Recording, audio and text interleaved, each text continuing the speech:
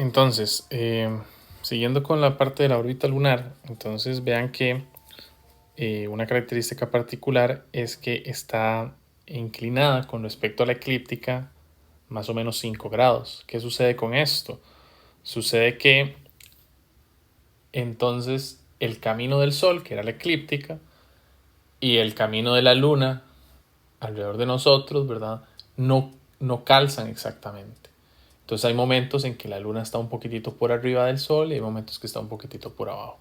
Eso va a tener un efecto completamente directo sobre la ciclicidad que tienen ciertos tipos de, por ejemplo, eclipses, ¿verdad? Entonces cuando veamos eclipses vamos a llegar a esa parte. El movimiento en nuestro cielo de la Luna es de oeste a este, ¿verdad?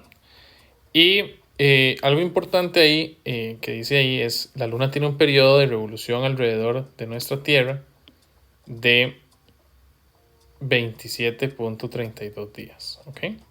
Entonces, eso significa que dura más o menos 27 días en darle una vuelta completa a nuestra Tierra. Lo interesante es que a esto se le llama mes siderio, ¿verdad? O mes estelar. Esto se debe a que lo que quiere decir eso es que si aquí estaba la Luna en un momento y luego ahí estaba la Tierra, dura en darle la vuelta. Recuerden que esto es en 3 dimensiones, ¿verdad? Entonces ahí se está saliendo, digámoslo así, de la pantalla. Dura en volver a llegar al punto entre la Tierra y el Sol 27.32 días. Sin embargo, existe otra cantidad interesante, que es el periodo sinódico, ¿verdad?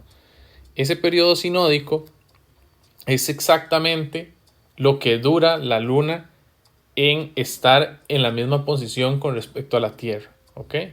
O generalmente, dice ahí, es el tiempo que tarda nuestro satélite en estar exactamente en la misma posición con respecto a lo que sería la Tierra, ¿verdad? Este puede a veces durar un poquito más, generalmente 29 días, ¿verdad? Entonces hay una discrepancia entre esos dos valores, ¿verdad? Tengan cuidado en qué es periodo sideral y qué es periodo sinódico. Eh, no tiene que ver con lo que ya hemos visto, no vamos a andar demasiado en eso.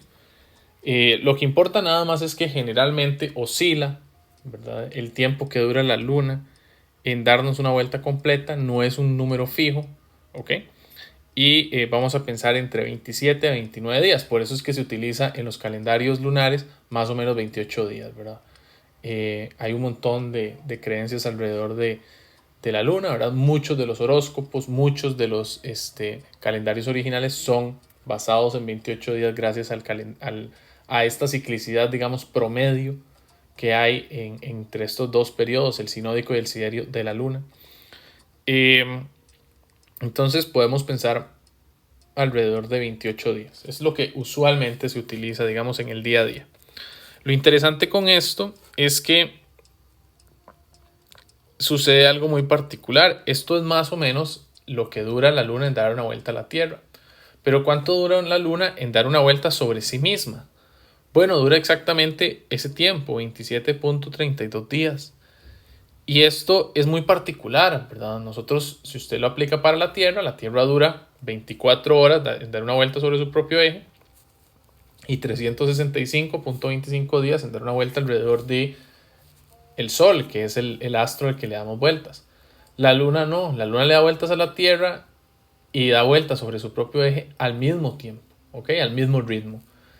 Y esto, como ven ahí, genera una serie de condiciones que en mecánica celeste nos damos cuenta que la órbita lunar va a ser un problema muy particular, ¿ok? Y muy difícil de solucionar. Que la luna tenga esa órbita en realidad es una combinación de efectos bastante particulares, ¿verdad? Y esto va a hacer que la luna, esto lo agregué, ¿verdad? A la presentación, sufra un efecto llamado acoplamiento de marea, ¿ok? En inglés se llama tidal lock, ¿ok? Tide es marea y lock es como, en esa parte sería como acoplar, como seguro, como candado, ¿verdad? O sea, como aseguramiento, acoplamiento, ¿verdad? Por medio de mareas.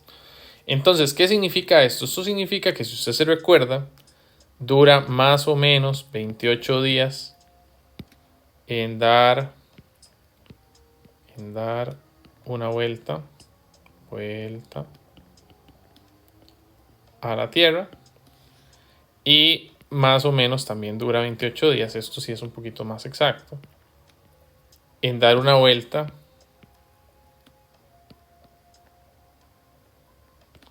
sobre sí misma. Estamos hablando de la Luna, ¿verdad? Entonces, ¿qué pasa?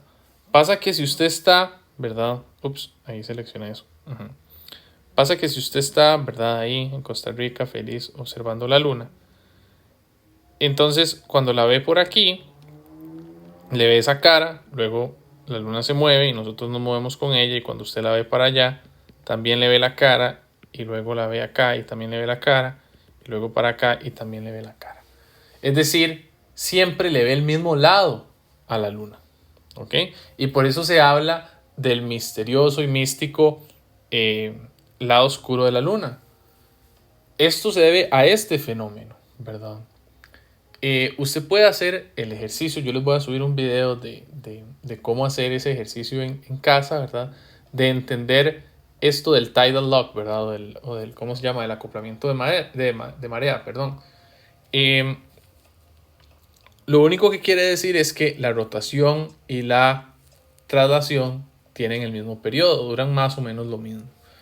Entonces, esto tiene una consecuencia directa. Como les digo, siempre vemos la misma cara de la Luna, ¿verdad? El otro lado de la Luna no lo podemos ver tan fácilmente. De hecho, se observó hasta que se empezó a hacer la carrera espacial, ¿verdad? Que habla de la Guerra Fría y toda esa parte, ¿verdad? Pero no vamos a andar demasiado ahí. Lo único que deben de saber es que los primeros que logran observar el lado oscuro de la Luna es los soviéticos, ¿verdad? Con una misión, ¿verdad? Llamada, vamos a ponerlo aquí en negro, Luna 3, ¿verdad? Era un satélite que fue a tomar fotos del otro lado de la Luna. Y entonces, con eso, podemos empezar a darnos cuenta que el fenómeno o digámoslo así, la situación, el acoplamiento, sistema, Tierra, Luna, Sol, es muy particular, ¿ok? Y eso va a generar que empecemos a ahondar en un tema más interesante, que son los movimientos y fases de la Luna, y eventualmente caer a los eclipses. El movimiento aparente, dice ahí, es acompañado por una constante variación en el aspecto exterior de la Luna. ¿Qué quiere decir eso? Eso quiere decir que si usted ve la Luna hoy, y luego la ve dentro de 7 días, y luego la ve dentro de 14, y luego la ve dentro de 21, no va a ver a la misma Luna. Hay días que la ve llena, luego la ve la mitad, luego ve un pedacito de la Luna, luego hay veces en el mes que no la ve del todo, en toda la noche. Entonces, este cambio de apariencia se debe a esas fases, ¿verdad? Entonces, ¿qué significa las fases de la Luna? Bueno, lo primero que hay que recordar, y esto se los voy a decir ahí, lo leí hace poco, actualizándome un poco para el curso, ¿verdad? Vamos a ver, lo primero que debemos saber es que había un astrónomo chino, ¿verdad? Que dice aquí, en el siglo, vamos a ver, aquí tengo el dato, siglo I antes de Cristo. Dicho astrónomo se llamaba Jing Fang, y lo que se dio cuenta él es que particularmente la Luna no tenía luz propia, ¿verdad? Sino que probablemente era un reflejo de la luz del Sol. Y entonces, al reflejar la luz del Sol, había posiciones en el año en que usted no podía reflejar la luz del Sol. O posiciones en el mes particularmente, porque la Luna dura un mes en darnos una vuelta. ¿Okay? Por eso es que los meses tienden a tener cerca de 28, un poquito más de días, ¿okay? 30 por ahí, ¿verdad? Se buscaba, el calendario se arregló para las fases lunares. Entonces, con ese aporte que nos dio ese astrónomo, empezamos a darnos cuenta que si el brillo de la Luna, como nosotros la vemos, depende completamente de la luz del Sol, ¿verdad? Y entonces va a depender de la posición que tenga la Luna con respecto a la Tierra y al Sol. Y entonces dice ahí, las fases lunares se explican a partir de que la luna es un cuerpo opaco y esférico y su movimiento alrededor de la Tierra. ¿Ok? Entonces, ¿qué quiere decir esto? Si la luna fuera plana, las fases serían nulas, ¿verdad? Siempre la veríamos muy parecida. Pero la luna es redonda y entonces va a tener diferentes formas de, digámoslo así, tener sombras o no, ¿verdad? Y diferentes partes de iluminarse dependiendo de la posición con respecto a la Tierra y al Sol. Dice ahí, dependiendo de la posición del sistema Sol, Tierra y Luna, vamos a ver diferentes fases. Entonces aquí está, ¿verdad? Las diferentes fases, nada más las voy a leer y ya las vamos a ver el dibujo más claro. La luna nueva es cuando el sistema está posicionado Sol, Luna, Tierra. Y entonces, en ese caso, la luna no tiene brillo del Sol sobre ella. Y entonces nosotros no la vemos. Cuarto creciente, vamos a ver la mitad de la luna. Y va a estar a 90 grados con respecto al sistema Tierra-Sol. La luna llena es cuando la vemos completa y es cuando le está dando la cara opuesta, digámoslo así, o está, digamos, completamente opuesta al Sol. Entonces toda la luz del Sol le pega de frente y nosotros la podemos ver. Finalmente está el cuarto menguante, que va a ser muy parecido al cuarto creciente, en el cual está a 90 grados, solo que vamos a ver la mitad opuesta. Entonces véanlo aquí. Vean de dónde vienen los rayos del Sol, ¿verdad? Por cierto, vamos a poner los amarillos, ¿verdad? Los rayos del Sol, el Sol está por aquí, ¿verdad? Brillando. Muy feliz él. Entonces, cuando la luna está del lado del Sol, de ahí nosotros, ¿qué vemos? Nosotros vemos de día, ¿verdad? Aquí está usted observando la luna, pero véanlo acá, ¿verdad? Aquí se ve muy claro. El lado que está brillando, el lado que le pega el Sol de la luna, de ahí no estamos nosotros, sino que está del lado opuesto. Entonces nosotros no la vemos. Luego pasan unos días, alrededor de 7 días, y entonces usted ahora está observando la luna aquí, ¿verdad? La luna ya se movió y ahora ve la mitad, ¿verdad? Que le está pegando. Sigue. Y ahora estamos en el lado opuesto, ¿verdad? El lado de la luna llena. Si usted se recuerda, luna nueva y luna llena estaban en oposición y conjunción. Entonces estos son los puntos de mareas de flujo y reflujo, ¿verdad? O mareas vivas y muertas, para que recuerden todos los temas cómo se van correlacionando, ¿verdad? Y entonces ahora lo interesante es que el lado que le pega toda la luz del Sol, pues nosotros sí lo vemos, ¿verdad? Porque aquí está la noche y nosotros podemos ver a la luna, pues muy bien ahí, completita, toda feliz. Finalmente, en la siguiente parte, ¿verdad? Nosotros ahora vemos el otro lado, ¿verdad? Siempre estamos viendo en la misma cara de la luna, pero estamos viendo, digamos, brillar la otra mitad. Si bien es cierto, le pega lo mismo, estamos en la otra parte de la noche, ¿verdad? Por eso es que se ve el opuesto. Vean que tiene cierta curvatura en las partes, digámoslo así, en las partes no de cuartos, ni luna llena, ni lunas nuevas. Y eso se debe a la forma de la luna, ¿verdad? De la sombra que puede agarrar. Si no fuera esférica, no se vería así. Entonces eso es importante. Eso es debido a las sombras que se pueden generar. Y caemos al tema de eclipses, ¿verdad? Automáticamente dependen de estas fases de la luna. A nivel histórico, el fenómeno de eclipse se ha relacionado con, como dice ahí, ¿verdad? Catástrofes, malos presagios. ¿Por qué? Porque depende del tipo de eclipse, el día se hace noche. Y si el día se hace noche, de ahí usted piensa que es el fin del mundo, ¿verdad? Es lo más natural, es lo más obvio. Y antes de hablar del eclipse propiamente, hay que definir un par de palabras, digámoslo así, que sería la umbra. Y ahí dice la parte más oscura de una sombra, parte de la sombra que no recibe luz de la fuente luminosa. Es decir, cuando usted, y este es un juego que voy a querer que hagan cuando estén haciendo esta clase asincrónica, pongan su mano a contraluz, ¿verdad? Y se van a dar cuenta que se generan dos sombras, ¿ok? Una muy oscura y detrás una más clarita. Siempre pasa eso, como este es el caso, ¿verdad? En este pino de boliche, ¿verdad? Hay una sombra muy oscura y hay una sombra un poco más clara. La sombra más oscura es exactamente la parte de la sombra que no le llega luz y por eso le vamos a llamar umbra. Y la penumbra es la parte de la sombra que es un poco más clara y entonces ahí llegan algunos rayos de luz de forma indirecta. Entonces por eso es una sombra un poquitito más clara.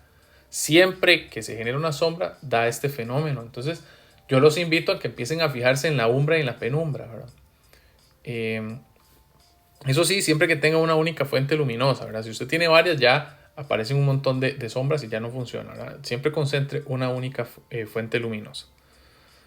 Y entonces, ¿qué sucede ahora? Sucede que vamos a hablar un poquito del eclipse lunar.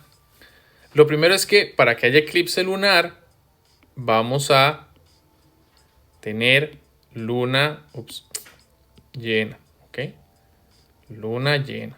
El eclipse lunar se da en luna llena, es decir, ¿cuál es la posición? La posición es Sol, Tierra y la luna, ¿verdad? Por ahí. Y entonces, ¿qué es lo que pasa? Que la sombra de la Tierra le tapa a la luz de la luna. Y entonces nosotros la vemos de un color ahí como rojizo. Tiende al rojo, ¿verdad? ¿Por qué? Bueno, por efectos de la luz, por efectos de absorción y un montón de cosas. Entonces, ¿qué pasa? Que cuando la luna pasa por la umbra de la sombra que hace la Tierra, se pone de ese color. Y es un fenómeno bastante interesante. Ahorita realmente no sé cuándo es. Lo voy a buscar y bueno, es más, busquémoslo ya. Y se los digo de una vez. Próximo eclipse lunar Costa Rica.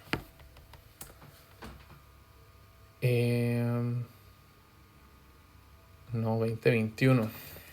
El último en Costa Rica decía que 2020. Ah, vean, es este mes. Parece ser que el eclipse de luna es el 26 de mayo del 2021. Entonces, pónganle atención, ¿verdad? Tal vez no sea muy fuerte, pero pónganle atención a la noche del 26 de mayo. Tal vez se observa un fenómeno interesante. No siempre son totales, ¿verdad? Hay veces que se ve, todo depende de la noche, ¿verdad? De qué tan nublado esté, pero a veces depende de qué tan cerca o lejos esté la luna, también se puede ver con más claridad ese rojizo intenso, ¿verdad? Por el gran tamaño, dice ahí, de la Tierra comparado con la luna, dicho eclipse puede durar hasta 2 horas, ¿verdad? Eso quiere decir que la sombra de la Tierra es mucho más grande que la propia luna. Entonces le dura bastante la luna en pasar por toda la sombra, entonces le permite a la gente que le toca esa noche, pues observar bien el fenómeno. Véanlo aquí, ¿verdad? Entonces, ¿qué es lo que sucede? Lo que sucede es que el sol está iluminando, ¿verdad?, a la Tierra, y la Tierra pues va a generar una sombra. Voy a poner esto de otro color, tal vez blanco. Va a generar una sombra y la luna se va moviendo, ¿verdad? Digamos que se va moviendo en esta dirección. Y entonces si se va moviendo en esa dirección, entonces viene de no tener sombra a un eclipse parcial. Cuando está parcial quiere decir que pasa por la penumbra, ¿verdad? Y a un eclipse total cuando está pasando exactamente por la umbra. Hay veces que dependiendo de la posición de la luna, ¿verdad?, puede ser que esté muy cerca con respecto al sol o puede ser que esté un poquito más lejos. Entonces si está muy lejos puede ser que no pase del todo tanto tiempo por la umbra, ¿ok? Entonces el eclipse total dura poquitito, ¿verdad? Todo depende, es un juego de las órbitas, ¿verdad? Pero bueno, ahí está bastante claro. Básicamente es Sol, Tierra, Luna, la Luna en luna llena y pues evidentemente esperaríamos verlo de noche. Muy bien, ¿qué pasa con el eclipse solar? El eclipse solar es completamente lo opuesto. Se da en luna nueva, eso es lo primero, ¿verdad? Luna nueva. Y la alineación es completamente diferente. Es Sol, Luna y Tierra. Entonces, ahora la sombra, la que está haciendo la sombra es la luna. Pero la sombra de la luna proyectada sobre la Tierra es muy pequeñita. Vean que aquí la sombra de la Tierra sobre la luna es bastante grande, entonces la tapa completamente. En cambio, la umbra que va a generar la luna sobre la Tierra va a ser pequeña. Por eso es que los eclipses solares hay que ir a verlos a ciertos lugares. A veces caen. Alguna vez cayó en Costa Rica, pero a veces cae en otro lado, a veces arriba, a veces abajo, depende del hemisferio, depende de la posición, depende de un montón de cosas. Pero entonces la explicación es que la umbra de la luna es más pequeña que el tamaño total de la Tierra. Si la umbra de la Luna fuera del mismo tamaño que la Tierra, toda la Tierra podría ver el eclipse solar. Pero como es más pequeñita, no se da. Dice ahí, el disco solar es tapado completamente, ¿verdad? Para un observador dentro de la umbra generada por la Luna sobre la Tierra. Entonces, ¿qué sucede? Que si usted tapa el Sol completamente, se hace de noche.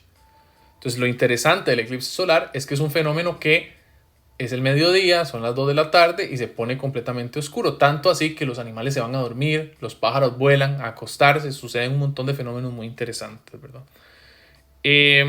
Vean el tamaño máximo, ¿verdad? Es un tamaño de alrededor de 270 kilómetros, ¿verdad? Es bastante pequeñito, es una región pequeña. ¿Y qué pasa? Que recuerden que la umbra es pequeña, la penumbra es un poco más grande. Y entonces al aumentar la penumbra, ¿qué sucede? Que si cae, digamos, el último que yo observé fue el que cayó en Estados Unidos como en el 2018, creo que fue. Y si cayó en Estados Unidos la umbra, aquí cayó la penumbra. Entonces yo vi un pedacito, ¿verdad? Cuando allá estaba de noche, aquí se veía apenas un pedacito de la luna tapando el sol. Entonces es interesante, ¿verdad? Como la umbra es tan pequeña, entonces vean lo que va a durar el máximo, ¿verdad? Es decir, ¿cuánto dura más o menos de noche? Pues alrededor de 2 a 7 minutos, dependiendo de las posiciones orbitales de nuevo. Y como pueden ver, ese es básicamente el ciclo, ¿verdad? Cómo va avanzando el ciclo, aquí en esta foto de acá, ¿verdad? Ahí está el fenómeno, con tal vez voy a quitar esto, con un fenómeno, con una gráfica bastante clara, Sol, Luna, Tierra, y vean que la umbra es suficientemente pequeñita, ¿verdad? Como para tapar cierta parte, pero la penumbra sí abarca un poquito más. Entonces en la penumbra, pues usted puede observar cierta parte del eclipse. Entre más cerca, ¿verdad?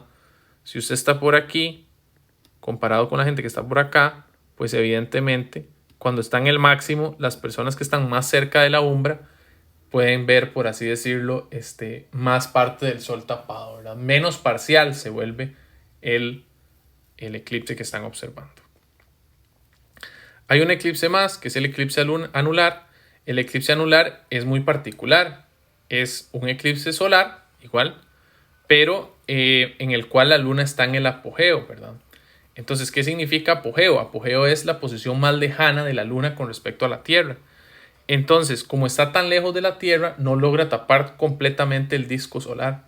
Entonces, ¿qué queda? Queda como un anillito alrededor. Entonces se le llama anular porque parece un anillo, exactamente. El próximo anular creo que cae en España. Ya se los digo. Y creo que es este año, si no me equivoco. O era en Chile, ya no me acuerdo.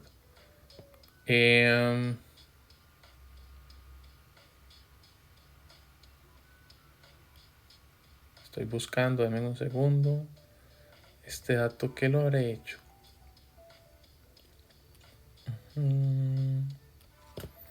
Eclipse anular 2020. Bueno.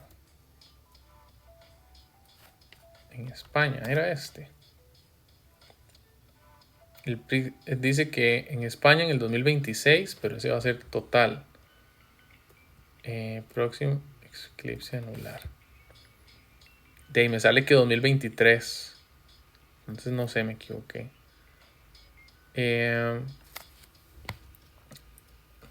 Ese va a caer en Estados Unidos, México, Guatemala y Canadá. Se va a poder ver, es decir, más o menos hacia arriba, en el hemisferio norte. Les debo ese dato porque alguno iba a verse próximamente, pero no sé dónde estará. Vamos a ver este link. Eclipse anular. Ven, el 10 de junio. El 10 de junio del 21 será visible en gran parte de Europa y Asia y parte del noroeste, dice ahí, de África. Entonces sí, yo no estaba tan mal. Parece que sí. Habría que ver qué tan fácil se ve, ¿verdad? Pero parece que el 10 de junio de este año pues se va a ver. Muy bien. Finalmente hablaremos un poco de las misiones, perdón. Recuerden que las misiones se deben a la carrera espacial, ya hemos hablado un poco de ella. Yo les había hablado que el curso no es de ingeniería aeroespacial, pero bueno, es importante saber que a la luna se quiere ir, ¿verdad? La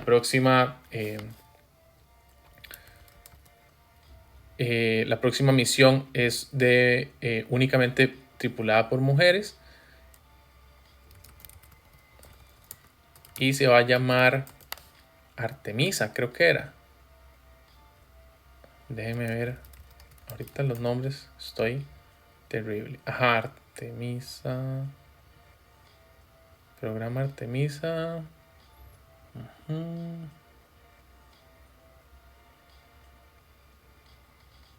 Parece que sí, pero yo pensé que era para el 2024. O para el 2024 era que iba para Marte. Ya no estoy seguro. Bueno, pero hay una misión que es completamente tripulada por mujeres. ¿Ok?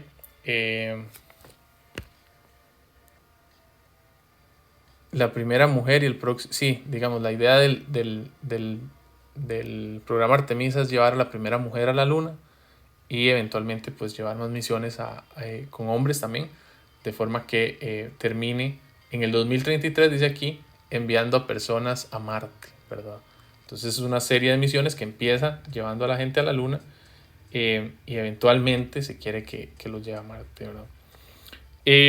2024, entonces si no me equivoqué, en 2024 se supone que Artemisa llegaría, ¿verdad? A alunizar, que es que se llama. Pero bueno, vamos a hablar de las Apolo, que son las que ya son las famosas y son las que ya se lograron, ¿verdad?